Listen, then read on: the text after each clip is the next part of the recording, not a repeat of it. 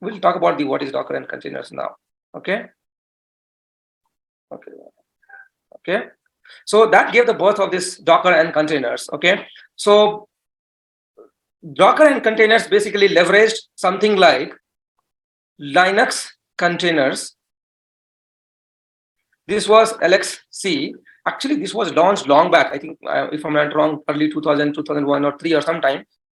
This concept was there, but nobody paid attention to it. Nobody understood the importance of it, and nobody could basically, kind of leverage what it provides the benefit. They always talked about the cons side of it, that these are the problems we will end up with Linux containers, but nobody could take the advantage of what great benefit it provides. I'm not going to talk about the Linux containers, but why I'm giving you the background is the Linux container was the first thing which basically came with the concept of this containerizations, where you can have containers. We'll talk about what containers is.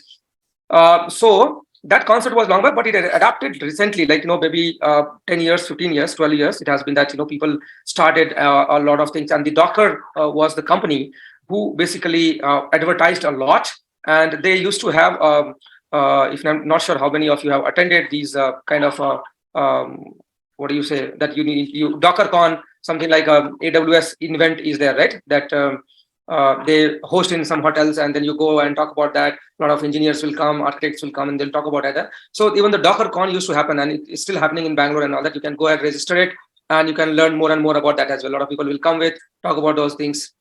So the Docker has actually published a lot of details around it, and they started people asking that, okay, let's just adapt this particular technology. And that time, even microservices were also booming, and it was like a sweet time to get a mixture of both microservices and Docker. So now let's talk about what Docker is. Okay, so there are two things to it: Docker and containers.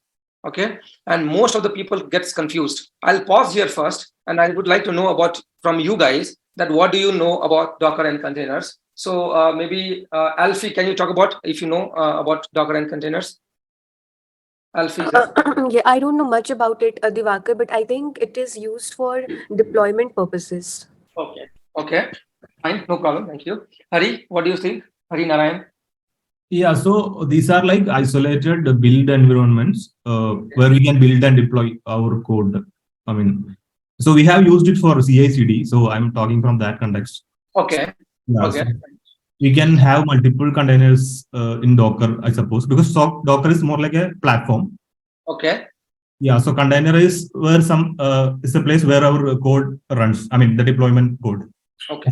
Build script. I mean to say. Okay. Okay. Sounds nice. Prakash Raj, what do you think? Yes, actually, I worked on Docker a little bit. Like, so in comparing with the VM, it is very stabilized on Docker. So we don't need any OS when we are comparing with the VM. So it will run in our host machine, and the libraries, the bin or something is not needed, and it will be more weightless when comparing with VM. And it will be for application for some like microservices, those things we can run it inside the Docker itself at light usage. Okay. Okay. Anybody else wants to speak about Docker and containers? If you know well, I mean, if you really. So it's like Docker. It's build it and run it everywhere, anywhere. You can run it everywhere. Yeah. Okay. Yeah. What do you think about?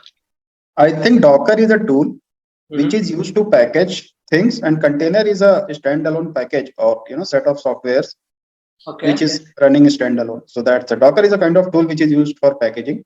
Okay. Yeah. So that's the difference. Yeah. So there, let me tell you one thing, okay?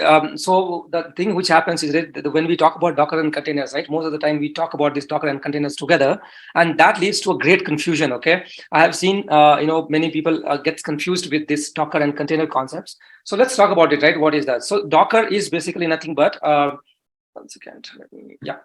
So that three things basically, okay? Let's talk about three things first, okay? There is something called Docker, yes.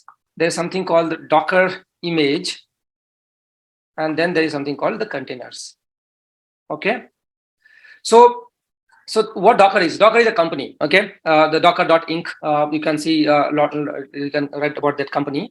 So Docker is a company. Okay, and they provide a Docker engine. Okay. So they named it as a Docker. Okay, and they provide a engine that can support and run containers in it.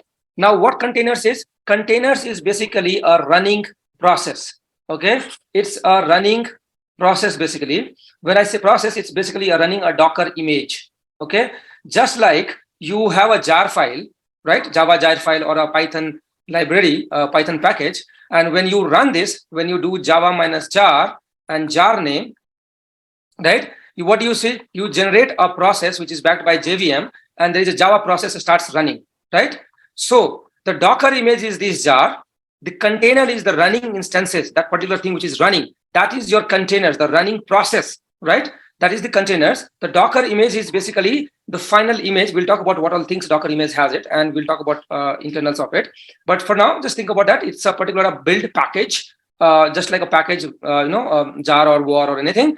And that gets run by the Docker platform, the Docker engine, and then it's a start. So basically, Docker is kind of a management tool or an engine which basically provides a platform on which you can run the containers. Okay. Now let me quickly go to these slides, and then I'll just explain you in more. Is it okay for you guys too if I explain from the PPT I've just built it, or you want me to just go through this way only? If anybody has any concern, just feel free to speak. Okay. So I spent like almost 2 hours in that last night. Let me just share this 1 second.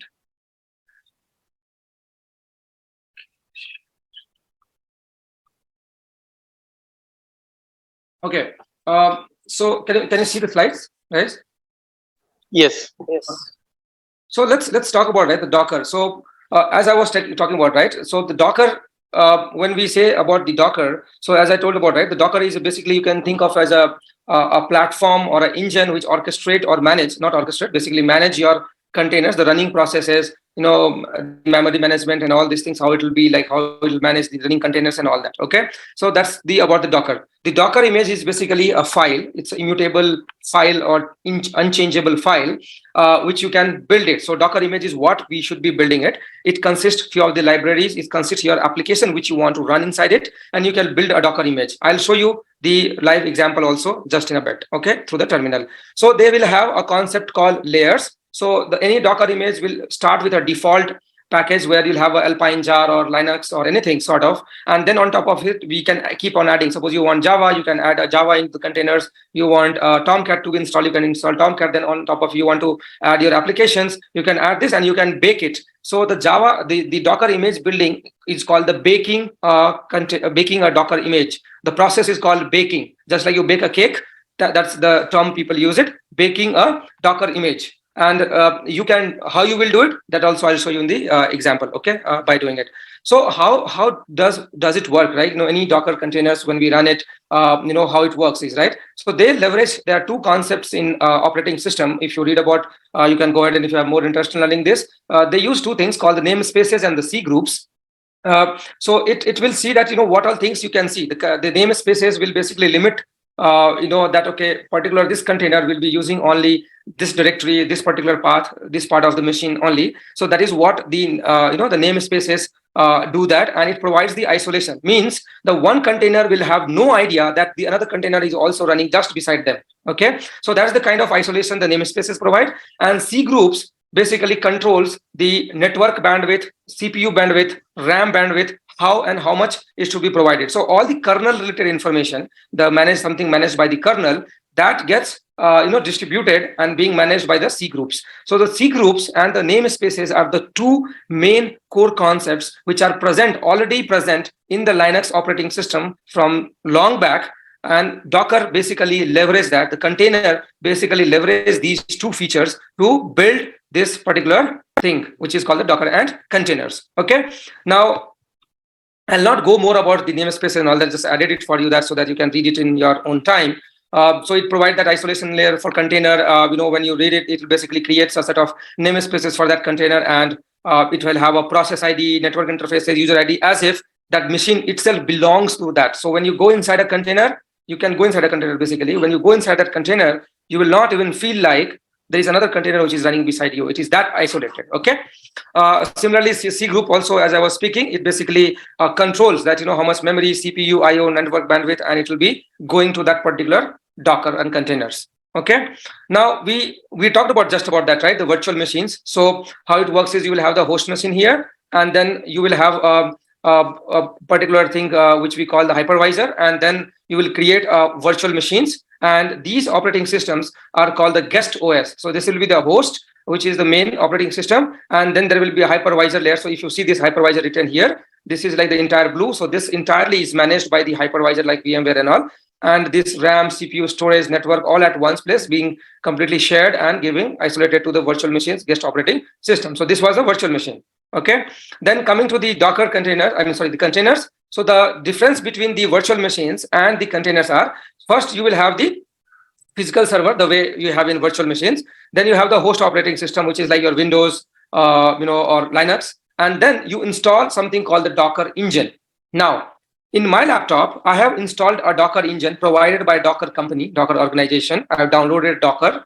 I have installed that Docker in my system. So that means I have a Docker engine now. And now I can spin up a particular Docker image.